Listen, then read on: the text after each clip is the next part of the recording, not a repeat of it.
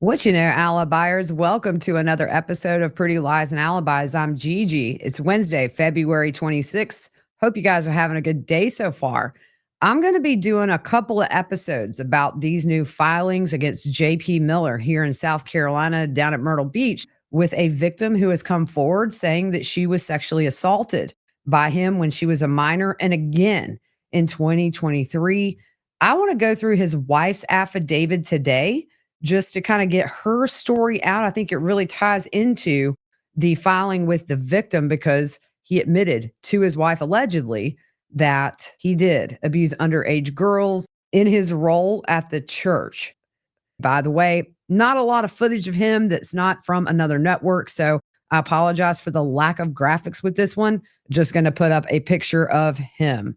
This affidavit was filed last May by his former wife. I'm not going to name her here, but it says I was formerly married to the defendant, John Paul Miller, JP, for approximately 16 years prior to our divorce in 2016.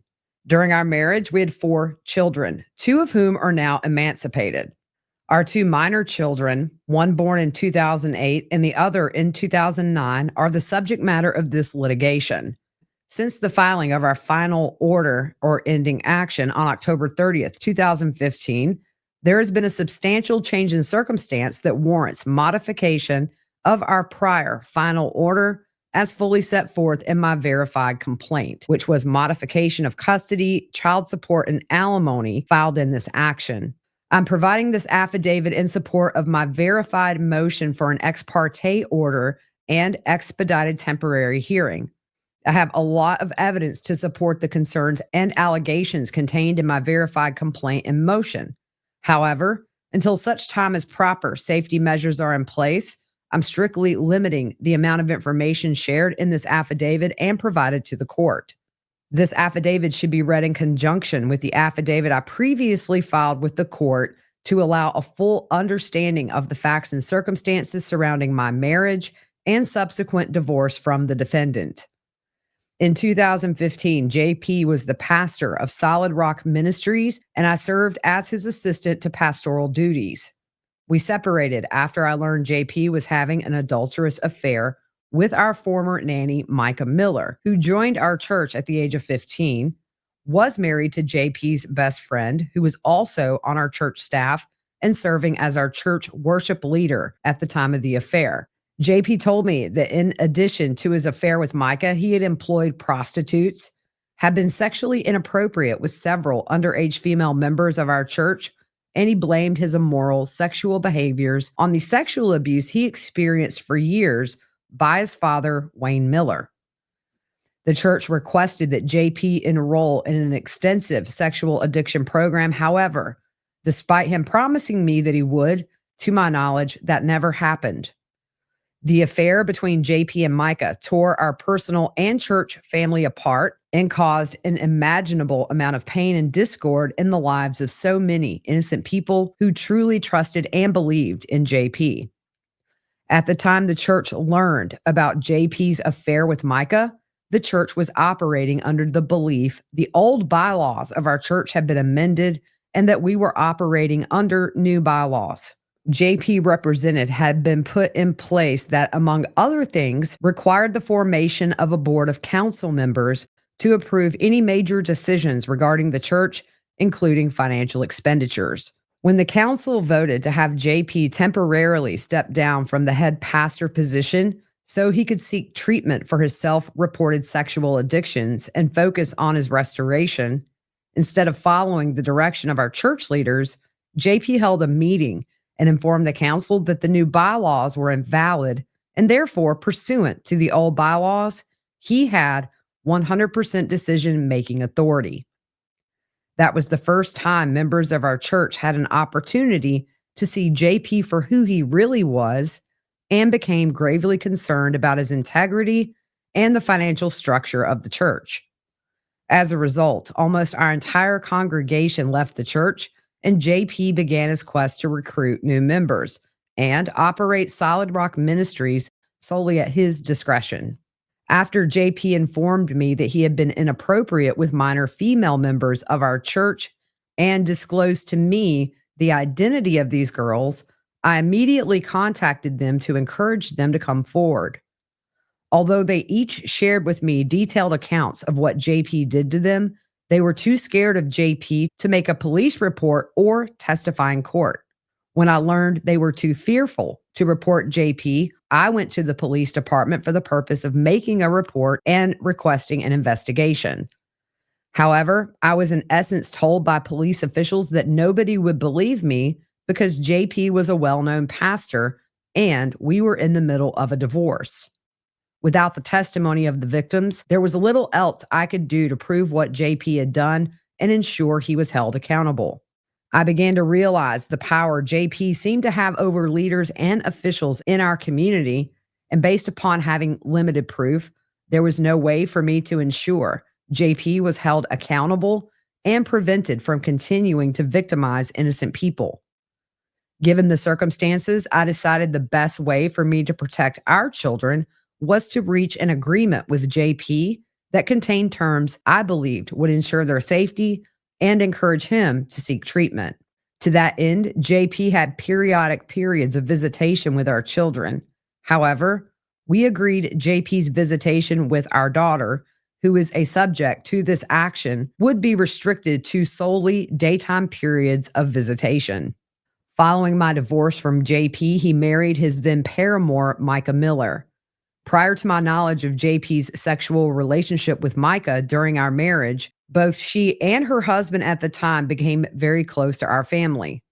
Micah did not have a close relationship with her mother, and to some degree, I took her under my wing as an older daughter. I taught her how to drive, took her to get her driver's license, allowed for her to care for our children, shared family meal times together in our home, provided her guidance and advice, and she began working in the church.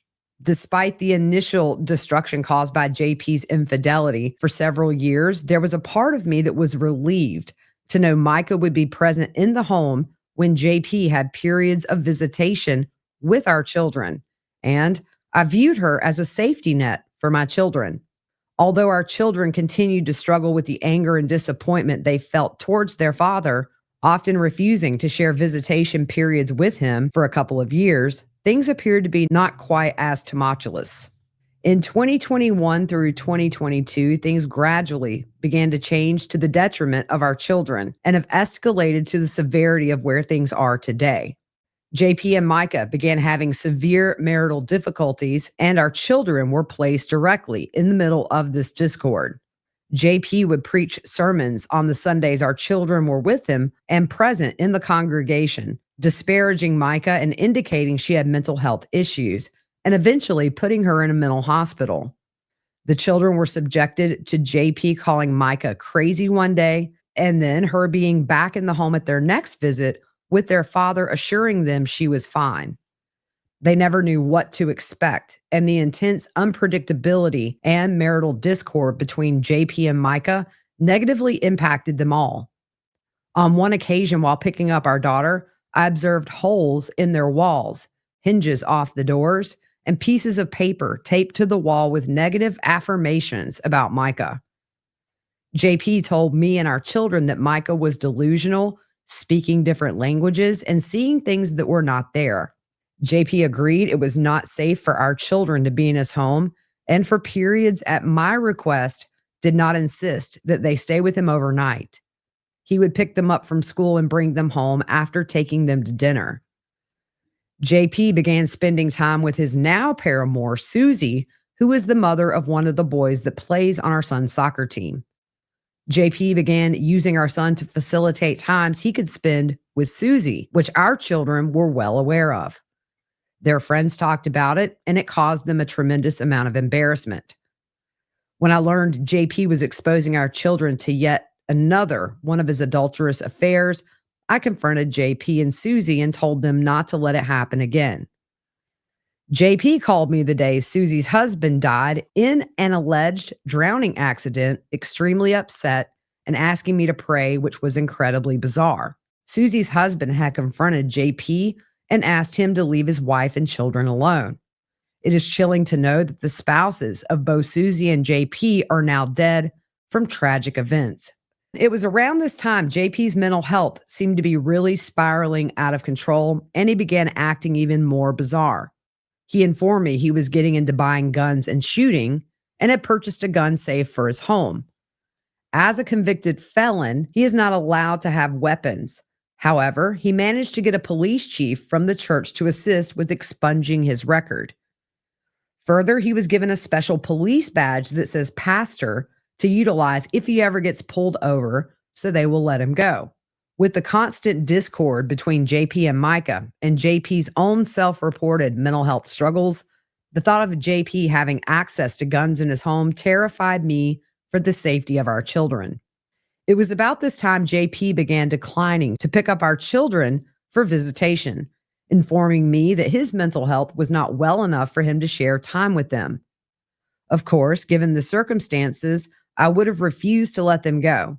However, having it be JP's idea made it far easier and safer and prevented the necessity of filing a legal action with the court. One evening, JP informed me that Micah had a breakdown and was on her way to my house and requested me to hold her when she arrived because he had the police coming. It was my understanding that Micah was trying to get away from JP because he was trying to have her committed again. Our children were at home and once again subjected to this severe discord. Micah began calling me for advice on how to free herself from JP and for guidance as to counselors and people to assist her. I prayed with Micah and did all I could to provide her with sound advice and guidance. Micah shared information with me about the things my children were exposed to while in the care of JP and warned me that my children were in danger while in his care. I have several recordings and text messages to verify this information, and it causes me tremendous concern about the safety and welfare of our children while in the care of JP, especially now that Micah is no longer present. I was married to JP for 16 years. Although my story and what I've lived through with JP is different in some ways, many of the details shared with me by Micah are so similar to my own experience with JP that I know she was being truthful. Based upon information and belief, JP's mental health and deviant sexual addictions have only worsened since the time we were married, and I do not believe our children are safe in his care. Since Micah's death, I have requested that JP not see our children. Initially, I was okay with phone calls and text messages. However, when recently texting with them, JP has inappropriately discussed the current state of events with them, sharing his plans of suing everyone and being a millionaire. Our children do not need to be subjected to any discussion about the current situation, as I'm doing all I can to prevent them from being exposed to the massive social media and national coverage. For their privacy and protection, I've refrained from making any public statements or comments. Our children are highly upset and do not wish to have contact with their father, which at this time I strongly believe is in their best interest. My goal is not to keep our children away from their father permanently, but until such time as he can undergo adequate psychological testing, following all recommendations to ensure his mental stability and assure contact with their father is in their best interest. Currently, JP is being threatened and followed on social media by people from around the world. Placing our children in that situation and subjecting them to social media coverage or involvement is simply not in their best interest. Based upon information and belief, JP is not emotionally stable enough to share periods of visitation with our children, and them being in his care would place them in imminent danger emotionally, psychologically, and physically. JP has readily confessed to having self-harm ideations and mental health issues that call his stability to care for our children directly into question. Based on the foregoing, I am requesting the court issue an ex parte and temporary order granting me sole custody of our children. I am further requesting this matter be scheduled to be heard on an expedited basis and that all contact between JP and our minor children be suspended pending JP undergoing a full psychological and parental fitness examination. and following all recommendations resulting therefrom. I further request a guardian ad litem be appointed to conduct an expedited investigation as to the best interest of our children. I'm further requesting the remaining relief and restraining orders set forth in my filed pleadings for an award of attorney fees and costs and for other relief the court may deem just and proper. I have attached a list of exhibits in support of my motion, and I request the court consider same in consideration of the relief set forth in my pleadings. They did not attach the exhibits to it, but very telling. So that's it for this affidavit. Hope you guys have a good rest of your afternoon. We will see you soon.